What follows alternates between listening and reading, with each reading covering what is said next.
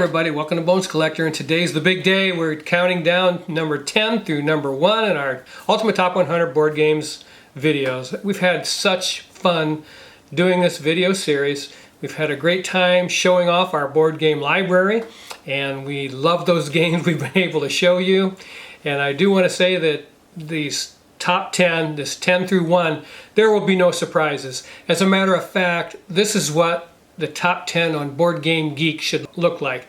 I just think that system that they use is so flawed, as well as everybody else knows it is flawed if you're in gaming, but this is what their top 10 should look like, and it's what our top 10 is, and I can't wait to share it with you. Okay, in position number 10 in our Ultimate Top 100 Board Games list, number 10 is a game by Uwe Rosenberg. It's called Patchwork. I told you there'd be no surprises. We've already done a segment where we shared with you our Uwe Rosenberg games that we adore and have in our library, and this is our favorite. It is Patchwork. There's like 5 iterations of Patchwork. There's Valentine's Day, Halloween, Americana, the regular Patchwork, and this one that we like, it's Christmas. We love Patchwork Christmas, and it's a polyomino laying game, and he's used the polyomino mechanic in many of his, even Feast for Odin. So he's used this in many games, but we love it in Patchwork. And you're simply trying to select from tiles, put them on your board, trying to get as many buttons, because that's your income, so that you can buy tiles and try to cover up as much of your board as possible, because whatever you don't cover up is going to count against you at the end of the game. So I don't know if I've ever had a time when I didn't want to play Patchwork, if someone suggests it. It's a 2-player only game, and that kind of limits its usage, I guess, a little bit, because you can't play it solo and you can't play it with a large group of people. So just 2 players, and it doesn't stop us from loving it, and that's the number 10 game, Patchwork. It's absolutely beautiful. Okay, in number 9 position in our Ultimate Top 100 board game, and this one's heavy. It's heavy, I'll tell you that. Dominion. Because I think we have 2 expansions in here. We have 2 expansions of Dominion in here. Dominion is for 2 to 4 players, a half an hour play time. And that's, again, you know, Patchwork is like that. This is a half an hour. We just love games like this, you guys. And this is the original deck builder right here. This is the one that started it all. It's the granddaddy of them all. I don't know how many expansions there are for Dominion, but it's a lot. And we bought a couple of our favorites and we kept them. And so there's a lot in this box. This thing must, I don't know, I'm guessing 8 to 10 pounds of cards. But of course in Dominion you're just building a deck, getting different actions and benefits on those cards, and you're just playing them fast and furious as you take cards from a designated market that was set before you started the game. And the winning condition of Dominion is, of course, most points. So you're playing these cards as fast as you can go, because your turns will be very quick.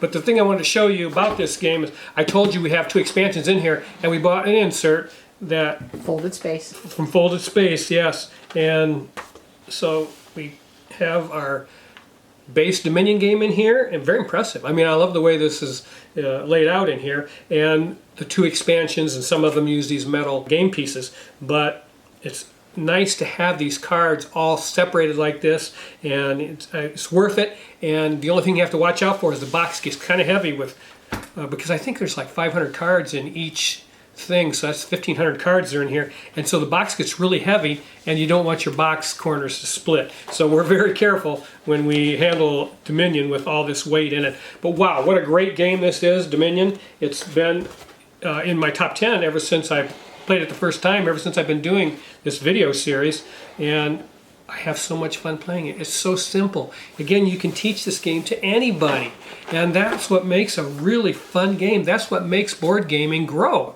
is to produce and publish games that can be taught to everyone, that everyone can pick up and play without too much time invested. Dominion fits that bill, and that's why it comes in at number 9 in our Ultimate Top 100 board games. Okay, number 8 in our Top 100 board games is Azul. Now this is Azul Master Chocolatier, and the only reason we have this is we gave away our copy of Base Azul to my sister. This was on sale when Cool Stuff was going out of business, and we picked up this chocolatier version. It's the same game, but Azul in whatever form you have it in, because we also have Summer Pavilion, which we really love. And we've played the other ones. We've played Queen's Garden and Stained Glass of Sintra. Stained Glass of Sintra. So all those games are so much fun. But this is by Michael Kiesling. I'm so upset. I didn't mention Dominion was designed by Vaccarino. Donald X. Vaccarino. Yeah, Donald Vaccarino. And he did another game, which I should mention, but I can't think of it right now. That's very good. We highlighted Michael Kiesling earlier in the video series. Kramer and Kiesling at number 21. But Michael Kiesling designed Azul, and it is so much fun to play, so easy to teach, again, and you can play it in 30 minutes. This is a type of game people love that don't normally board game. You have this in your library, you can just whip this out when company comes over, and you can teach them this game very quickly. And once they play this, they're going to be hooked on board gaming, aren't they? Because it's so much fun. When you get this game out, we play it over and over again because, again, 25, 30 minutes, you've played a game.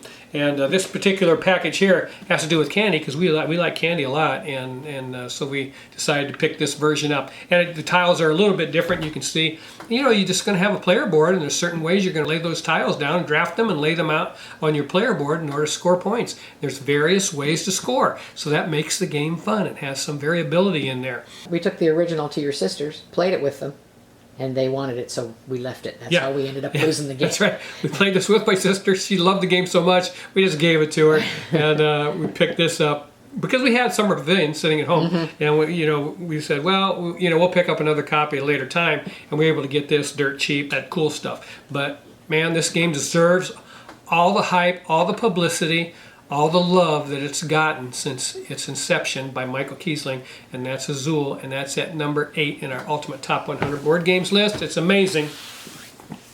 Okay, at number 7 in our Ultimate Top 100 Board Games list, and I did this on purpose because it was going to be in the top 10 anyways, so why not put it at number 7, and that's Seven Wonders, the card drafting game that just keeps on giving. I see this sitting on my board game shelf, and whenever I see the side of this box, I'm like, oh, that's Seven Wonders. I've had it for so long, and I've played it so many times, and you kind of look at it and say, oh, am I bored with that? And then I play it, and I realize I'll never get bored with this game. This game is amazing. It's by Antoine Boza, I believe is how you say his name. It's for 2 to 7 players. We do have the version that has a 2-player variant in it, and we love the 2-player variant so much because you get to manipulate a third player. Both players are going to take turns making that third player do something, and so you get to screw over the other player with that third player, and that's part of the game. That's why we love it. And there's a picture of it, but man, I tell you, I mean, it's set collection. You're doing those mechanics and drafting and having a good time trying to do the wonders. You have to decide, do I want to do the wonders, or do I want to go after these science cards, or what do I want to do? So you're trying to build that little bit of an engine with your cards as you're drafting. So they just reprinted this, but it does not have the 2-player rules in it, so they need to be aware. If you want a 2-player rules, you have to find the older game. Yeah, so they did, Laura reminded me, they did reprint this, and they took out the 2-player rules, which is weird to me. I have no idea why. I don't understand why you would do that. The 2-player game is a little more intricate because you're controlling another player, but it works amazing. And there's other games like that. When you're introducing a game for 2 players, you have a third player that you're controlling. And if it's done properly, man, that's a lot of fun. And it's done properly in Seven Wonders. What a beautiful game. This won the Spiel des Jahres in 2011. It says so right there on the box. It has all kinds of awards. And if you're looking for the one, this box says right on it, 2 to 7 players, so be careful when you're shopping around for Seven Wonders. But this, again, is a game that I would introduce to new gamers to get them to be exposed to different gaming mechanics as you're drafting cards to put into set collections. What a beautiful game this is, and it hasn't lost its popularity or love from us, that's for sure. And that's Seven Wonders in position number 7 on our Ultimate Top 100 Board Games list. And at number 6, is a game called Carcassone. I told you there's no surprises in this top 10 list. How many copies of Carcassone have been sold? I can't imagine how many board game designers out there would love to have their game sell as many copies as Carcassone. Now this is for 2 to 5 players. I again have a couple of expansions in here. This is a tile laying game that yeah, you're building these little kingdoms and these villages and putting those things together. And we even have a mini expansion in here that brings the scoreboard into play. So I hung on to that because I really love it. But this game is designed by Klaus-Jürgen Ried. And of course, earlier in this series, we talked about Carcassone the Castle, which is a lovely game that was designed by Rainer Knizia. But this game just keeps on giving. Again, if you want to get out a game and teach somebody a tile-laying game, this is a great starting point. And that's why this game is so popular, because it isn't hard to understand. You can teach this game very quickly, people catch on quickly, and they have a lot of fun when they're playing it. And that's why it's number 6 on our top 100. Number 6, Carcassone. All right, number 5 position in our Ultimate Top 100 Board Games list is a game from the 90s. This is the only game from pre-2000 that was in our Ultimate Top 100, I think. And this is Klaus Teuber's Katan. And this game is so popular. Of course, you can get this game anywhere, at Target or anywhere. And it's readily available, and it's a good thing.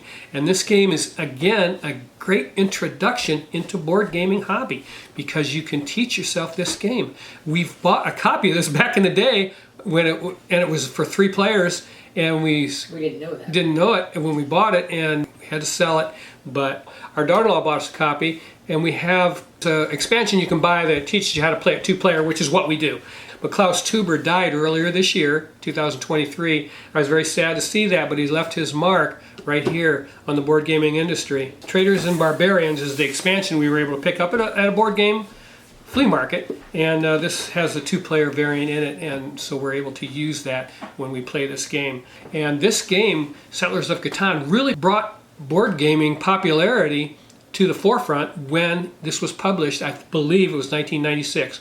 Put board gaming on the map, modern board gaming I'm talking about, and it was nothing but escalating ever since this game came out. We love this game. Lori's tricked it out. We've gotten some wooden frame pieces. There's a picture of the game on the back of the box here, and these pieces that go around the board tell you certain ways you can score. But Lori got those made out of wood, and they're really pretty. And is that the only thing we got for this? Our color wasn't in the game. I added those. Okay. Yeah, we didn't have yellow and green, right? I don't know which one I had to get. Okay, but we got some of that. But you can buy Catan pieces in any color you want. That game's been around so long. Yeah, and then there's also that big 3D version. It's kind of overkill, like Castles of Burgundy overkill. But if that's the type of thing you want, it's available to you. And that's supposed to be fascinating. But this is number 5 on our Ultimate Top 100 Board Games list. Settlers of Catan's tens of millions of Catan products sold. Now, someone wants to tell me this doesn't belong in the top 10. I think I rest my case. Okay, this isn't March. This isn't March Madness, but we're down to the final 4. And here we go with Wingspan in at number 4 by Elizabeth Hargrave, published by Stonemaier Games. Wow, I'm telling you what, every time I think about this game and what Elizabeth Hargrave brought to the board gaming world, it just amazes me because it was her first board game design. And I keep waiting for her to reproduce this. This game was amazing. She hit a grand slam with Wingspan. It never grows old. We never get tired of putting this on the table. It's so wonderful. A little engine builder that, I will say this, if people don't play board games, of course they don't understand how engine building games work. So this would be a little bit of a difficult concept for a new gamer. But once taught, I think they'll be able to pick it up very quickly. But this game, the art in it is beautiful, the subject matter is incredible, and the research that went into this game was great. You have the little dice tower that you're going to drop your dice down to see what kind of food's going to be available. It's like a birdhouse. Yeah, shaped like a birdhouse. I mean, the eggs are awesome. What an amazing board game. I would suggest to anybody to add this to their board gaming library. Wingspan, I never grow tired of it. We love it, don't we, Laura? I mean, it's just a great game. We played that one with family. We played this with family and taught them this game. They had trouble grasping it. They did. So, and I read comments on Amazon with people that have purchased this game, and they said, we couldn't figure out how to play that game. You say it's an easy game or one of the most popular. We had no idea, reading the rule book, how to play it. And I felt bad. I would just like to jump through time and go to their gaming table and teach them how to play Wingspan because they were frustrated with learning what an engine building game does. So this is an easy one, and it's a beautiful one, and it's one that if you haven't played this game, wow, you need to. And because I think once you play it, you'll be in love with it like I am, and that's why it is number 4 on our Ultimate Top 100 Board Games list. I mean, everybody should love Wingspan. It's an amazing game. Okay, number 3, any form of Ticket to Ride. Anything. I mean, Ticket to Ride by Alan R. Moon. I don't know how many copies of Ticket to Ride have been sold. It's a lot. Ticket to Ride's available in Target and other retailers, not just board game stores. This is our favorite. It's the Europe 15th anniversary. It's so amazing, this particular one, because you can set this game up and start playing it in 5 minutes because everything in it is ready to go. That's probably the biggest board we own. Yeah. It covers up almost the whole table. But this game here, you just select one of these tin cans that's got your train cars in it, lay out the decks of cards, throw the board down. Who's first? And you just start going at it. And I love that about this game and this particular production. What's the production? This particular version. Yeah. This particular version is the word I was looking for. But we absolutely love this game. And Ticket to Ride, again, is one that has grown because of its simplicity and the fun factor. It grew the board gaming hobby, and that's what makes a top 10 game, in my opinion. Okay, it's a game that everybody can play, that you don't have to be a hobbyist to play Ticket to Ride, and that makes a great game, and that's why it sold so well, and that's why it's so insanely popular, and that's why we have a copy of this in our library, and that's Ticket to Ride by Alan R. Moon. All right, number 2 slot is Stefan Feld's Castles of Burgundy, the old ugly version that everybody hates. Yeah, everybody but me. This is a first edition copy. You know, we're going to hang on to it. There's been various versions put out, like it was their 15th anniversary edition, and then now the big Arcane Wonders Mega Mammoth with 40 playing boards in it, which, you know, if you like that, that's great. But this little Castles of Burgundy box, I love. And every time I play it, I never once said, that wasn't fun because the publishing wasn't the greatest. This game is fun every time I play it, obviously. It's number 2 on this list, and it is so brilliant by an amazing designer, Stefan Feld. I still love Carpe Diem more, but Castles of Burgundy I'm in love with too, and it is more popular because of the nature of what the mechanics are in this game. So yeah, you're simply going to take tiles from the central market board and just roll a few dice, and you're going to put them on your player board and then move them to your village area and try and build that up to score as many points as you can. This game is elegant and beautiful, and those 2 words are the ones that you would choose when describing Castles of Burgundy. This game is amazing. If you don't have it in your library, I don't know. If you haven't played it, first of all, you don't know what you're missing, and once you play it, you'll have it in some form in your library. Castles of Burgundy by Stefan Feld came out in 2011. It took the board gaming world by storm, and it deserved all the accolades that people have heaped upon it. We love it every time we play it and have fun playing it, and that's the most important thing. Castles of Burgundy in at number 2. And at number 1, in my opinion, the best board game of this century so far. Of course, the century is only 23 years old, but Pandemic. This base box from Matt Laycock and Z-Man Games. Wow, check that out. Just a little box. I don't know how many games of Pandemic have been sold, but it is a lot, especially during COVID. But hey, you're working together with your friends to save the world. Can you think of a better theme than that? It's a fantastic game, and the reason why this game is number 1 for me is because it is so approachable for everybody. Most of the time with new gamers, I will introduce them to Pandemic because it's a cooperative game and you can help them take their turn so that they're not intimidated. You know, I've known people who have invited others over to a game night and they'll throw down some big Euro like On Mars, and a person is super intimidated by that doesn't play board games, and they're not going to have fun. But if you can help them take their turn in a cooperative game and you let them get the feel of the modern board gaming mechanics. Hey, you know what? They have a good time. They're not embarrassed. They're not intimidated. So that Pandemic has all of that going for it, in addition to wonderful, wonderful complexity, wonderful mechanics that work well, a wonderful theme, and the mechanics fit the theme. Matt Laycock produced a wonderful board game design, and everybody that I've ever played it with loves Pandemic, in whatever form you happen to play it in. Of course, Pandemic Legacy is very popular. Pandemic Cthulhu is also in our library. We've played Pandemic Iberia, all of Rome. I mean, there's just a lot of forms of Pandemic, not to mention all the board games that have taken his formula and put it in their board game. Altre is one I think. I mean, there's so many. What's one of the monsters? Horrified. You know, use the Pandemic system. It's just, he had a brilliant design here, and he deserves to have his game #1 so far in this century. The 23 years in is Pandemic, and it's #1 on our board gaming list. It'll be #1 until somebody designs a better game, and I don't think it's happened yet. So yeah, Pandemic's #1, and that's it for our top 100. Okay, that's it. That's it for this video series, our ultimate top 100 board games for 2023. I hope you enjoyed watching us present those games as much as we enjoyed doing it for you.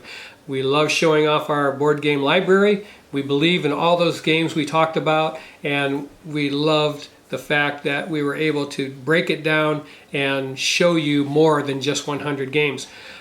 I do want to say, I don't know when this video will come out. We're a little bit behind. We got slowed up by some technical difficulties we were having, but we'll try and get this out as soon as possible. I have my Christmas tie on. I hope you all had a Merry Christmas, or if this comes out before Christmas, have a Merry Christmas. But hey, it's a season of peace, hope, and love, and we hope all of you have that in plenty in the coming year. So please, keep on board gaming. It's the best hobby on the planet. We love every one of you, and we love showing you all those board games in this video series. We'll see you the next time and the next year on The Bones Collector. Bye-bye.